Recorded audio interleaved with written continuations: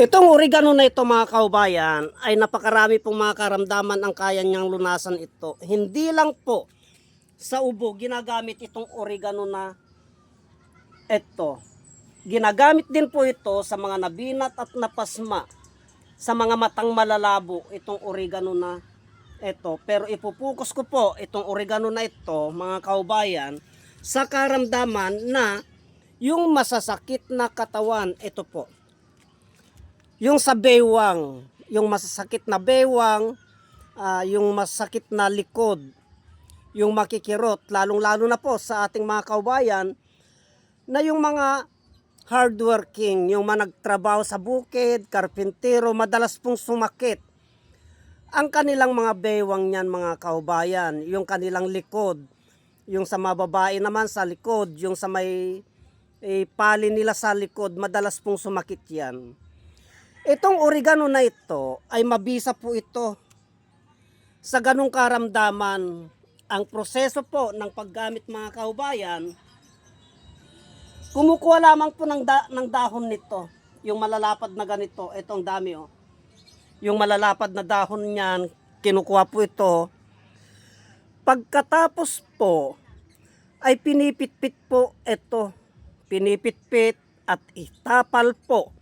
Itapal nyo po mga kaubayan sa masasakit na bewang. Wala pong masama kung subukan nyo po dahil marami po sa ating mga kaubayan ang masasakit ang kanyang bewang. Yung sa kanilang likod makikirot po. Wala pong masama yan kung subukan nyo po mga kaubayan kasi nakakatanggal po ng sakit ng katawan ito. Kahit yung makikirot po dito yung mga kirot sa mga kamay, sa mga kasukasuhan, ay maganda po ito mga kaubayan. Maganda po ito na pangtapal sa mga masakit na kasukasuhan, yung makikirot. Hindi lang po sa mga ubo, ginagamit ito mga kaubayan. Kaya ipinukos ko lamang po sa masakit na katawan kasi yun po ang na-encounter ko sa araw na ito. Nakita ko ang dami niyang oregano, hindi niya alam kung paano niya gamitin mga kaubayan. Kaya gumawa po ako ng videos nito. Pag masasakit ang bewang, kalamnan, makikirot mga kaubayan, itong oregano na ito, ay kumuha po kayo ng dahon nito. Pitpitin nyo po at itapal niya po yung katas po niyan, yung spirit po niyan. Ayun po ang may kakayahan na gumamot mga kaubayan. Sisipsipin niya po yung papasok po sa loob yun at ito po ay matutuyo.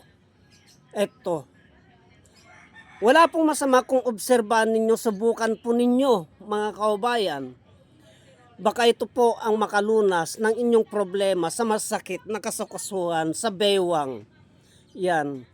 Oregano po lamang mga kaubayan, hindi lang po sa ubo, ginagamit yan, hindi lang sa pagkain.